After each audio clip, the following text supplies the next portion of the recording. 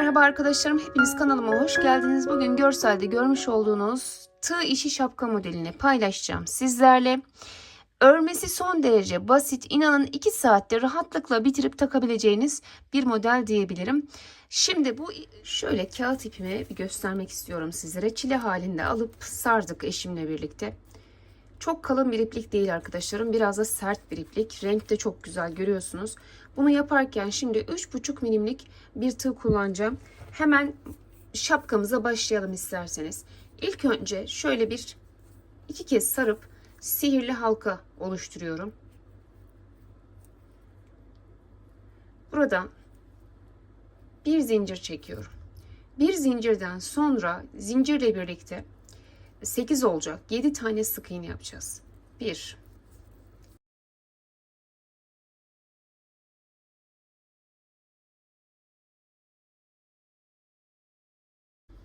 ve 7. Baştaki zincirle birlikte 8 oldu arkadaşlarım. Şimdi sihirli halkamızı kapatıyoruz. Çok hızlı çekmeyelim. Kopabilir çünkü. Şöyle yavaş yavaş kapatalım. Daha sonra bu ipimizi de kısacık kesmeyelim kesinlikle. Yürütelim arkadaşlar. Örgünün arasına alalım ve yürütelim. Şimdi şöyle başladığım yere giriyorum. Bunu kaydırma yaparak kapattım. Bakın şöyle küçük bir yuvarlak elde ettik. İkinci sıraya geldiğimizde 3 zincir çekerek çıkıyoruz. Bakın şu ipi şöyle aralarda kaybedebiliriz. 1 2 3. Ben bakın buraya aynı yere, zincirin çıktığı yere bir ikili trabzan yapıyorum. Şöyle. Daha sonra hemen bir yanına geçiyoruz. Bakın aynı yere zincirle birlikte 2 tane ikili trabzan yapmış olduk. Hemen bir yana geçiyorum. Bakın buraya geçiyorum. Şöyle. Bu noktaya da 3 tane ikili trabzan yapacağız. Şimdi 1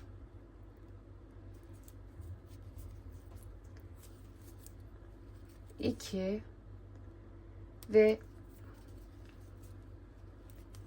3. Bakın 3 tane ikili trabzan yaptım. Şimdi hemen ip aldım tekrar. Diğer noktaya geliyorum. Buraya da 2 tane yapıyorum. 2 tane ikili trabzan. Yani burada bir noktaya 2 tane, diğer noktaya 3 tane. Bir ikili bir üçlü trabzanlar yaparak toplam 20 tane ikili trabzan yapacağız. Bakın buraya 2 tane yapmıştım. Şimdi bir yanına geliyorum.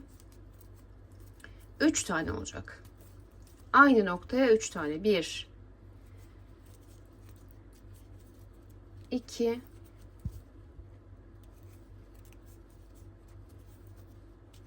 ve 3. Diğer noktaya geçiyorum. Bu sefer 2 tane yapıyorum. 1 2. Dediğim gibi birine 2, yanındakine 3. 2 3 2 3 şeklinde bu sırada 20 tane ikili trabzan oluşturuyoruz. Beraber bir sayalım. 1 2 3 4 5 6 7 8 8 9 10 11 12 13 14 15 16 17 18 19. Bakın bu noktaya kadar 19 tane olmuş. Bir taneyi mutlaka şuraya yapalım ki ayrık durmasın. Şöyle 20 olmuş oldu. Şimdi yine başlamış olduğum zincirin tepesine giriyorum. Şuraya giriyorum. Bir kaydırma yaparak burayı kapatıyorum. Yine böyle bir yuvarlak oluşturmuş oldum. Tekrar 3 tane zincir çekiyoruz. 1 2 evet 3. Bu artık açılmaz arkadaşlarım. Bayağı bir bakın aralarda sakladım ipi. 3 zincirimi çektim. Şimdi bu noktada daha dikkatli olalım. Hemen ip aldım. 3 zinciri çektiğim noktaya geliyorum. Buraya bir ikili trabzan daha yapıyorum. Şöyle. Şimdi arada bir zincirimiz var. Tekrar ip aldık. Bu sefer bu noktanın hemen yanına geliyoruz. Ve buraya da aynı noktaya 2 tane ikili trabzan yapıyoruz. Şimdi bir tane V oluşturmuş olduk bu şekilde, bakın. İkinciye geçiyoruz. Şimdi ikincide işler birazcık değişecek. Arada zincir yok. Tığımın üstüne ip aldım. Bakın bunu atlıyorum. Bir tane arada atlıyoruz. İkinci V'ye geçerken. Geldim buraya. Burada aynı noktaya 4 tane trabzan yapacağız. Bakın. Aynı noktaya 2 tane yaptım. Bir zincir çekiyorum. Tekrar aynı noktaya 2 tane daha yapıyorum. Yani ikinci V'miz sadece bir sık iğnenin içerisine, bakın, yerleştirdim. Şimdi anlayacaksınız. Biraz daha beraber devam edelim. Şimdi diğer V'ye geçerken arada zincirimiz yok. Hemen ip aldık. Burada bir tane atlıyoruz hep diğer V'ye geçerken. Geldim, bakın burada. Burada şimdi aynı yere bir tane daha yapacağız. En başta yaptığımız gibi 2. Bir zincir çekiyorum arada. Tığımın üstüne aldım. Bu sefer bunun bir yanına geçiyorum. Aynı noktaya değil, bir yanına geçtim. Yani burada 2 tane sık iğnenin tepesine yaptım. Buradaki V'mi. En başta yaptığım gibi yaptım. Şimdi hiç arada zincir yok. Hemen ip aldım. Bir tane atlıyorum. Buraya geliyorum. Bu sefer V'mizi bir noktaya yapıyoruz. Yani sizin anlayacağınız arkadaşlarım, birinde 2 sık iğne üzerine çalışıyoruz. Birinde tek sık iğne üzerine çalışıyoruz. Arada bir zincir var. Bak, aynı noktaya tekrar girdim. 2 tane daha yapacağım. Bu şekilde 8 tane grup oluşturacağız. Bakın. Şurada 2 tanenin üstüne yaptık. Bakın burada tek. Burada tek. Burada 2 tanenin üstüne. Şimdi sırada ne var? Tek var. Beraber ilerleyelim. Üstüne aldım. Bir tane atlıyorum.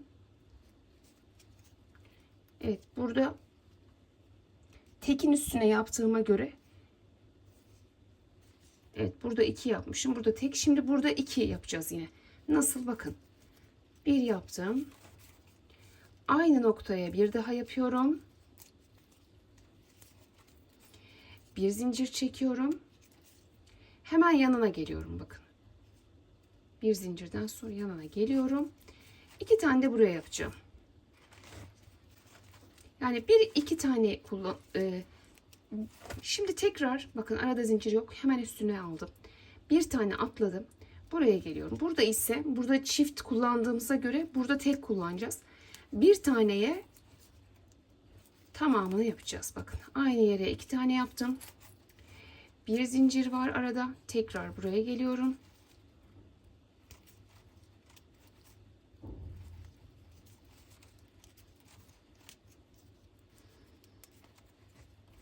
Bu şekilde olacak. Ve bu şekilde saydığımız zaman toplamda 8 tane grubumuz olacak. Şimdi yine diğerine geçerken zincirimiz yok biliyorsunuz. Hiç zincir çekmeden üstüne alıyorum. Alttan mutlaka bir tane atlıyorum.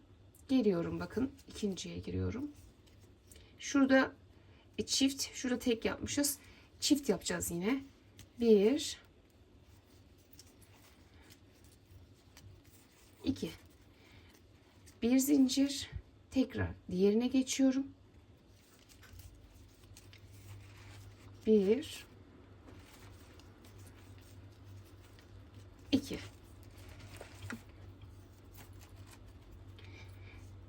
Üstüne aldım. Bir tane atladım. Buraya geliyorum. Şurada hatırlarsanız 2 taneyi kullanmıştık. Burada bir taneyi kullanacağım şimdi. 1 2. Bir zincir, tekrar aynı noktaya giriyorum. Tekrar 1 ve 2. Şimdi sayalım kaç tane grubumuz oldu. 8 tane olacak. 1 2, 3, 4, 5, 6, 7, 8. Çok güzel. Çiftle başlamıştık. Bakın tekle bitti. Doğru. İşlemimiz doğru oldu. Evet. Şimdi arada zincir yoktu hatırlarsanız. Hemen şuraya şöyle bunu şöyle birleştirdim. Bakın. 3. sıramızda bu şekilde bitmiş oldu. Evet. Bir kaydırmayla bağladık. Hemen şöyle ortaya bir kaydırmayla ilerleyelim. Ve burada tekrar V'lerimizi yapacağız. Ve aynı zamanda bu sırada artırma da yapacağız. Çok basit. Şimdi beraber ilerleyelim. 1, 2, 3. 3 tane zincir çektim. Geliyorum bakın. Buradaki boşluğa. Tekrar bir V yapacağız. Bir ikili trabzan. Bir zincir. Aynı noktaya tekrar 2 tane ikili trabzan yapıyoruz. Bakın. Şöyle. Şimdi normalde nedir? Devam ederken şu gruba girersin değil mi? Hayır, şimdi burada artırmalar yapacağız. Büyütmek istediğimiz için. Dolayısıyla bakın hiç arada zincir yok. Yine ipimi aldım. Şu iki grubun arasındaki geçiş noktasına giriyorum. Buraya bir ikili trabzan, bir zincir ve bir ikili trabzan şeklinde bu şekilde bakın tekli olacak şekilde bir artırma yaptım. Şimdi bir tekli, bir ikili, bir tekli, bir ikili şeklinde devam ediyoruz. Aralarda zincir yoktu. Bakın hemen üstüne aldım. Diğer grubun içine girdim. Bunun içine aynı şekilde 2 tane ikili trabzan, bir zincir, tekrar aynı noktaya 2 tane daha ikili trabzan.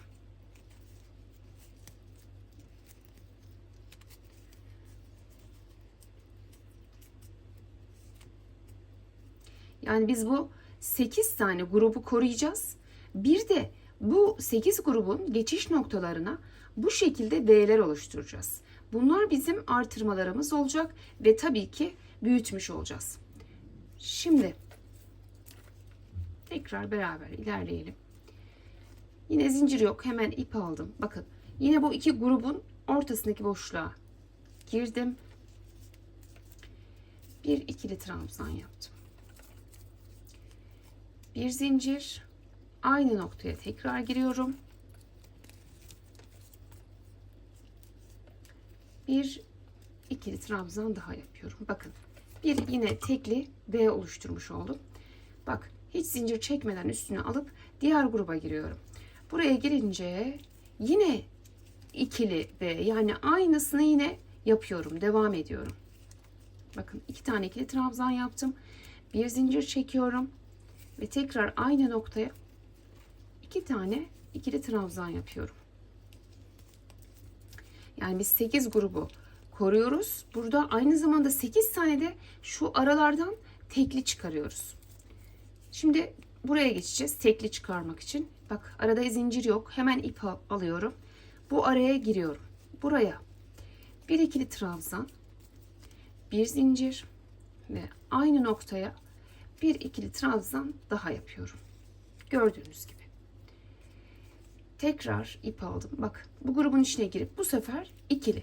Yani bir ikili ve bir tekli ve bir ikili ve bir tekli ve derken sona kadar aynı şekilde ilerliyoruz. Ne kadar çok konuştum. Evet. Bakın. İkili yaptık. Şimdi bu ikili arasındaki şu noktaya tekli yapıyoruz. Bir ikili trabzan, bir zincir ve aynı noktaya tekrar bir ikili trabzan. Şimdi bu şekilde kamera arkasında sona kadar gidelim, sonda görüşelim. Şu son aradaki tekli V'yi unutmayacağız. Bakın en sondaki, şurası başlamış olduğumuz nokta. Şuraya da tekli V'mizi yapalım. Bir ikili trabzan yaptım. Bir zincir ve tekrar aynı noktaya bir ikili trabzan yapıyorum. Toplamda buradaki bizim, bakın, V'lerimiz araya yaptığımız teklilerle birlikte 8'den 16'ya çıkmış oldu. 1, 2, 3, 4, 5, 6, 7, 8, 9, 10, 11, 12, 13, 14, 15, 16. Evet, saydığınız zaman hem ikili hem tekli toplamı 16 tane olacak. Şimdi bir üst sıraya geçerken yine şurada bakın, şuradaki trabzanımızın içine kaydırmayla girdik. Şu ortaya yine ipimizi taşıyalım. Şöyle 3 zincir çekiyoruz. Buranın içerisine yine aynı şekilde bir ikili trabzan, bir zincir ve aynı yere bir ikili trabzan daha yapıyorum. Şimdi bu sıramızda biraz önce yaptığımız tekli V'lerimizin içerisine aynen bunun gibi ikili V'ler yapacağız. Ve tekrar bir artırma yapmış olacağız. Diğerine geçerken zincir çekmiyorum. Hemen tekli V'nin içine giriyorum. Bakın. 1, aynı yere bir daha yaptım. 2 oldu. Arada bir zincirim var. Tekrar iniyorum aynı yere. 2 tane daha yapıyorum. Şimdi bu sıramız tamamı böyle olacak. Bakın bu şekilde hepsine ikişer ikişer ilerleyeceğiz. Ve artırmış olacağız dolayısıyla da. Evet, geçerken zincir yok. Bak, ikilinin içine giriyorum. Yine buraya aynı şekilde ikili V yapıyorum. 1, 2. Arada bir zincirim var.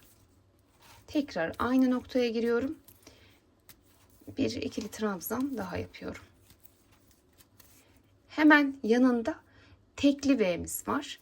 Tekli V'nin içerisine de zincir çekmeden ilerliyorum. Buraya da şimdi ne yapıyorum? 1, 2. Bir zincir ve aynı noktaya tekrar 1, 2. Buranın tamamı böyle olacak arkadaşlarım. Yani bütün V'lerin içerisine alttakilere gireceğiz ve hepsine ikişerli V yapacağız. Bu şekilde. Aynı zamanda teklilerin içerisine de 2 yaptığımız için her birinde 2 tane trabzan artırmış olacağız. Bu şekilde sona kadar ilerleyelim. Her birinde böyle ikili grup oluşturduk. Yani 2, 2, 4. Evet, şimdi eğer siz bir çocuğa yapıyorsanız bu noktada artık artırmayı bırakabilirsiniz. Bir şöyle ölçelim arkadaşlar, ne kadar?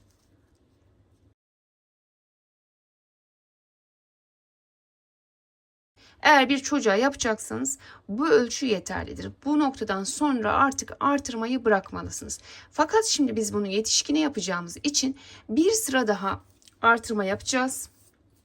O zaman da yine ölçüsünü vereceğim size. Bakın. Yine şöyle hemen zincirin yanındaki trabzana giriyorum. Kaydırmayla bunu birleştirdim. Orta noktaya bir kaydırma daha yaptım. 3 zincir çekerek yukarı çıkıyorum. Şimdi burada bakın. Arada bir zincir var. Tekrar aynı noktaya 2 tane yaptım. Yani alttakinin aynısını şimdi buraya yaptım. Fakat bir yanında artırma yapacağız. Artırma yaparken de bu ikilileri üçlüye çıkaracağız arkadaşlar. Yani ikili değil, üçlü yapacağız. 3 tane ikili trabzan. Benim ipim çok sert şu anda. Biraz zorlanıyorum yaparken. Belli oluyor zaten. Bakın parmağımdan da sürekli kayıyor.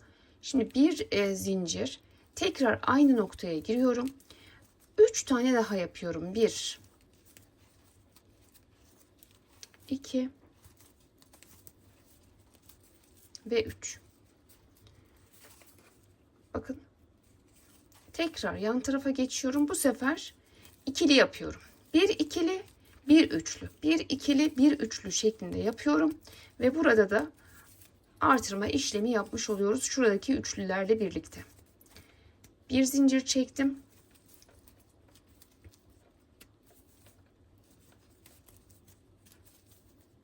Bakın 2 2. Fakat şimdi ne yapacağız? 3 3. Hemen ip aldım. Bu noktaya geliyorum tekrar ve 3 tane ikili trabzan.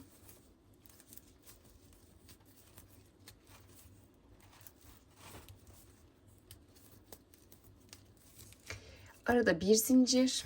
Tekrar aynı noktaya 3 tane daha ikili trabzan.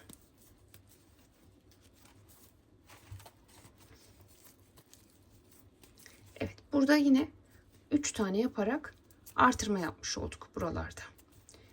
Bir yana geldiğimde yine 2 2 yapacağım. Dediğim gibi bir ikili, bir üçlü, bir ikili, bir üçlü yaparak artırma yapmış oluyorum. Bir zincir, tekrar içerisine 1 2. Hemen ip aldım. Diğer gruba gidiyorum. Bu sefer de üçlü yapıyorum. 3 tane ikili trabzan, bir zincir, 3 tane ikili trabzan. Bakın aynı yere. Ve bunu yaptığım sırada da artırmamı yapmış oluyorum.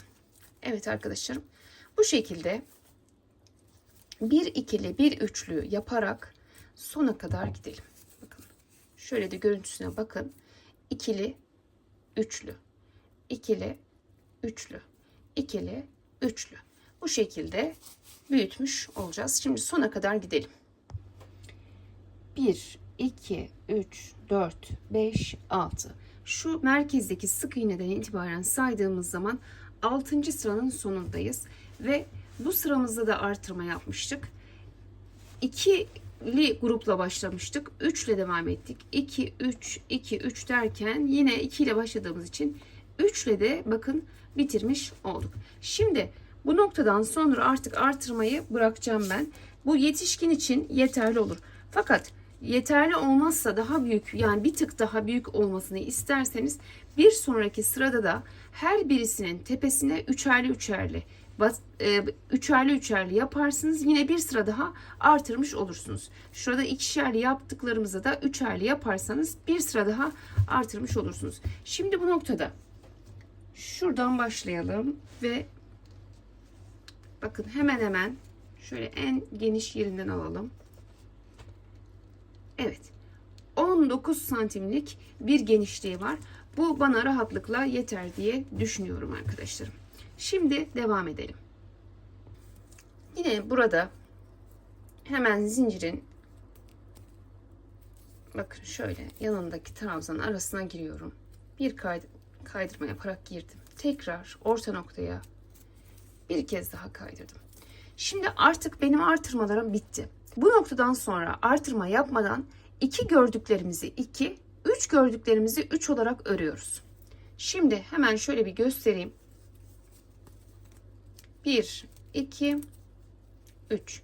Yine 3 zincirle başladım.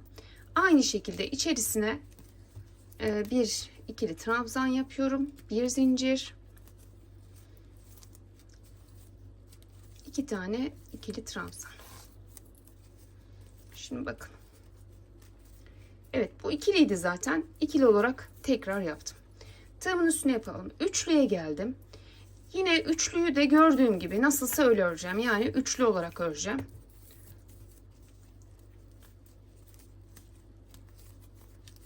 Bir, iki,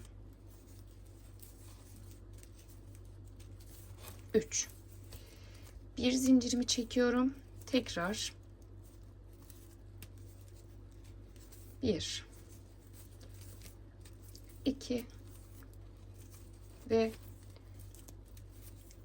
3. Bakın üçlüydü, bunu üçlü yaptım. Tekrar ikilinin üstüne geliyorum. Bu sefer bunu ikili yapacağım.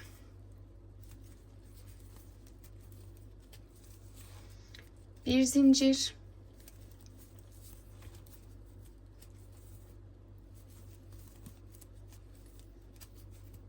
Şimdi üçlü. Dolayısıyla üçlü gördüklerimizi üçlü, ikilileri ikili. Bu şekilde hiç artırma yapmadan 6 sıra daha örelim. Bu 6 sırayı ördüğümüzde büyüdükçe şapkamız kavislenecek ve şapka formunu alacak arkadaşlar. Dolayısıyla üçlüleri üçlü, ikilileri ikili şeklinde biz zaten buraya kadar 6 sıra örmüştük. 6 sırada hiç artırma yapmadan böyle ördüğümüzde toplamda 12 sıra olacak. Sizler kafanıza ölçtüğünüzde kulağı kapatmayacak şekilde, kulağın hemen üstünde kalacak şekilde bir ölçü. Fakat ben bitirdiğim zaman zaten kendi ölçümü yine santim olarak da sizlerle paylaşıyor olacağım. Dolayısıyla şimdi 6 sıra daha bu şekilde bir üçlü bir ikili, bir üçlü bir ikili şeklinde devam ediyorum. Daha sonra görüşelim. 1, 2, 3, 4, 5, 6, 7, 8, 9, 10, 11, 12. Evet, 6 sıra daha yaptık, geldik. Bir de size şöyle ölçü vermek istiyorum. Şuradan, şu noktadan tutalım. Bakın, şu orta noktaya tam başlamış olduğumuz yere kadar 20 santim olmuş. Şimdi buradan devam ediyoruz. Bir üçlü, bir ikili, bir üçlü, bir ikili. Aynı şekilde 6 sıra daha yaptık. Geldik. Toplamda buradan tuttuğumuzda 12 sıra oldu ve 20 santim olmuş. Şimdi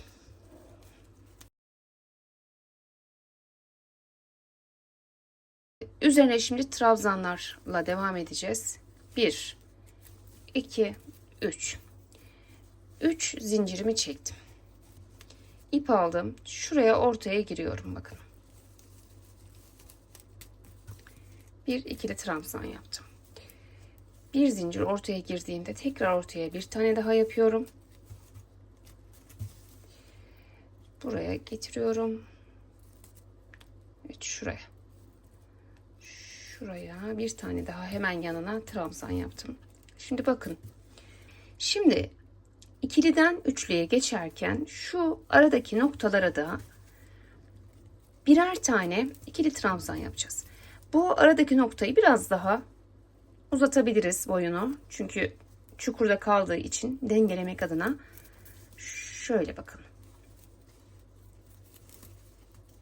Biraz uzatıyorum.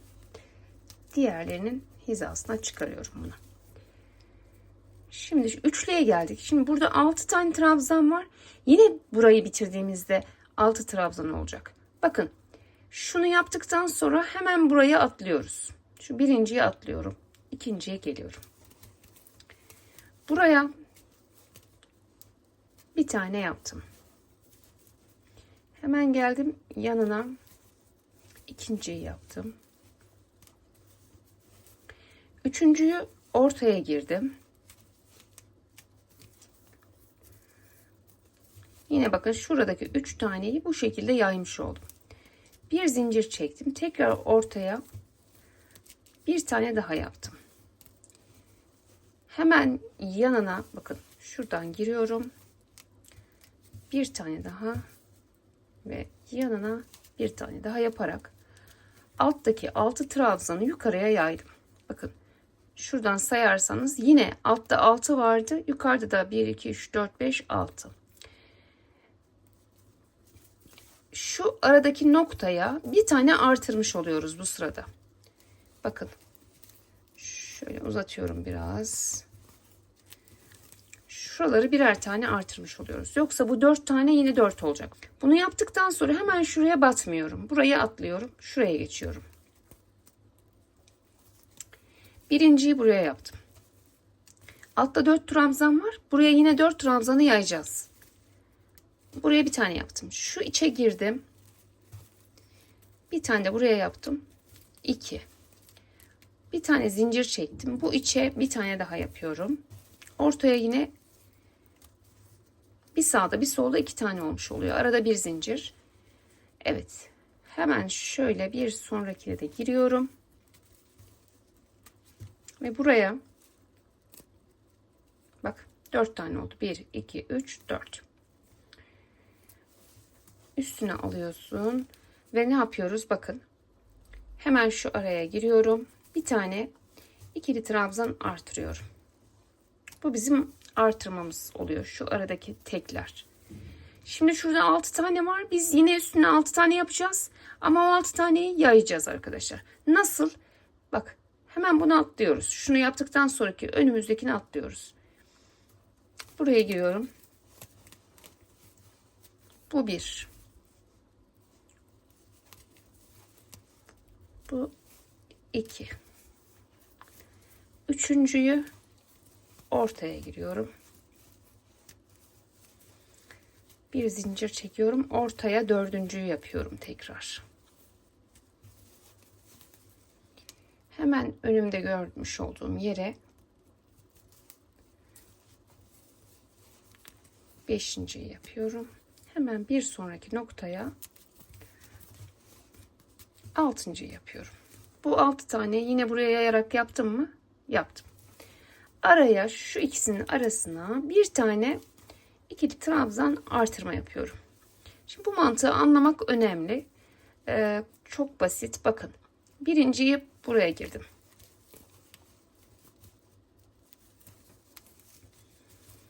İkinciye içine giriyorum. Ortaya giriyorum.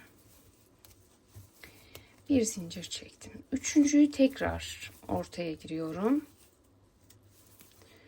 Dördüncüyü de yine buraya giriyorum. Hemen yanına giriyorum ve 4 tanenin üstüne 4 taneyi yine yaptım. Bakın. Şimdi şu ikisinin arasındaki noktaya bir tane artırma yapıyorum. Hemen şu birinciyi şuraya atlıyoruz. Bakın. İkinciden 1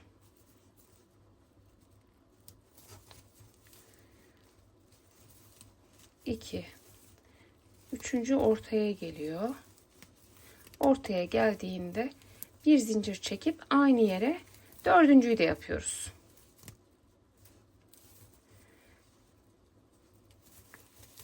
Hemen öndekine girip beşinciyi yapıyorum. Hemen bir sonraya girip altıncıyı yapıyorum. Arada tekrar buraya bir tane artırma yapıyorum. Boyunu uzatarak. Bunun üstüne yine 4 tane. 6 olan üstüne de 6 tane. Bu mantıkla bu sırayı bitirelim. Kamera arkasına bayağı bir gösterdim.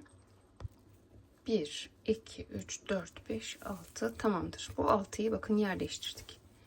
Şimdi şu araya, şu ikisinin arasına bir tane yapıyoruz ya, bunu da ihmal etmeyelim. Çünkü bu tarafın zincir buraya ait.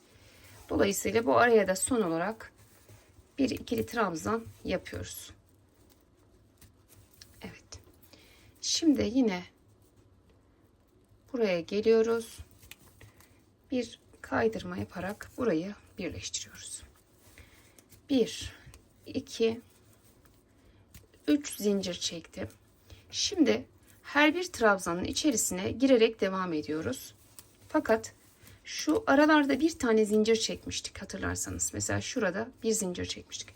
Bu zincirin içerisine de bir tane yaparak aslında bu sıramızda da birer birer, bakın şu ortaya bir tane yaptım. Şurayı atlamayalım.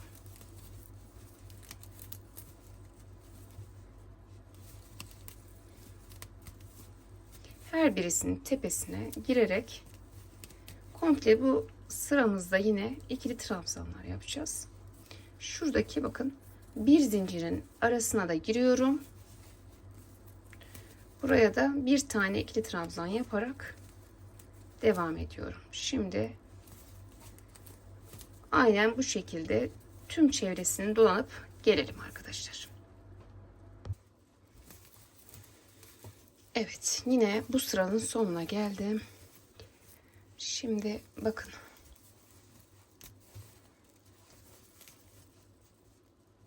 Yine şuradan bakın. Hemen zincirin tepesine değil de sanki ilk trabzanın başladığı yere gibi kaydırmayla birleştirdim. Tekrar 3 zincir çekiyorum. Şimdi bu sırada bu sıramız da böyle gittikçe açıldı, farkındaysanız şu uç kısmı istediğimiz şekli almaya başladı. Şimdi bu sırada bütün trabzanların tepesine ikili trabzan yapacağız. Herhangi bir artırma eksiltme yok. Şunu 2 yapsam nasıl olur diye düşündüm. Evet, 2 yapacağım. Evet arkadaşlarım, herhangi bir artırma eksiltme yok. Her birinin içerisine giriyoruz ve buralara ikili trabzan yapıyoruz. Şimdi bunu ne kadar yapacağız? 2 sıra daha yapacağız. Bu sırayı öreceğiz ve yukarı aynen az önce çıktığım gibi çıkacağız. Bir sıra daha yapacağız. Yani toplamda hiç artırma eksiltme yapmadan 2 sıra daha trabzan yapalım, gelelim. Kapatırken görüşelim. Evet arkadaşlarım, 2 sıra daha dedim ama bu boy bana yeterli geldi. Sonradan ölçtüğümde şu anda gayet iyi. Yani biz şuradaki bakın grupların üzerine toplamda ben şu anda 1, 2, 3 tane trabzan sırası yapmış oldum. Tekrar bir ölçü de vermek istiyorum sizlere bitmiş haliyle. Bakın buraya kadar, başlama noktasına kadar hemen hemen 23 santim olmuş. Şu alttan tuttuğumuzda evet, gördüğünüz gibi 23 santim olmuş. Dolayısıyla bu boy yeterli olacak diye düşünüyorum. Şimdi burada tekrar bir sıra daha ikili trabzan örmekten vazgeçtim. Beraber hemen kapanışı yapalım.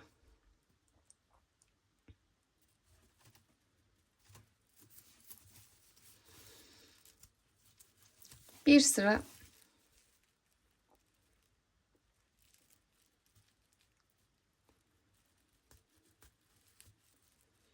şimdi burada bakın bir tane zincir çektim. Her bir tepeye bir kaydırma yapacağız. Zincir kaydırma tekniği. Şöyle şapkamıza bir çerçeve oluşturmuş olacağız bunu yaparak. Bakın şöyle tek tek.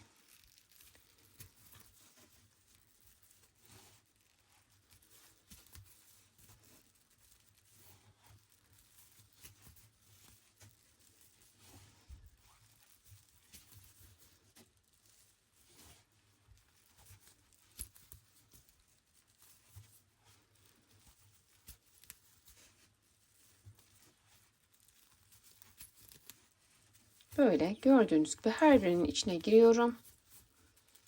Ve çok sıkmayın burada elinizi. Normal ördüğünüz gibi yapmanız lazım. Yani toplamasın kenar kısmını. Şöyle elinizde de açın, bir bakın.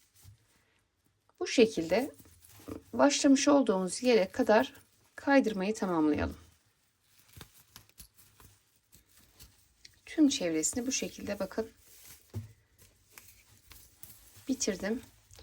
Şimdi bunu bitirirken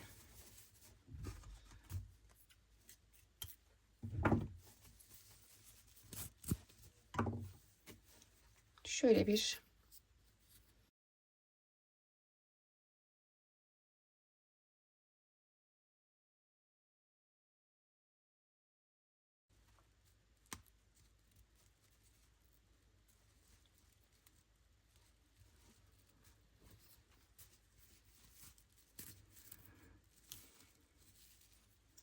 daha sonra şu ilmeğin içerisinden girerek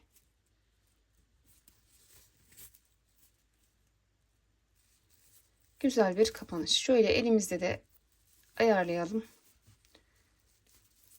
Düzgün bir hale getirelim. Daha sonra bu ipimizi bu arkada sağlamlamamız gerekiyor.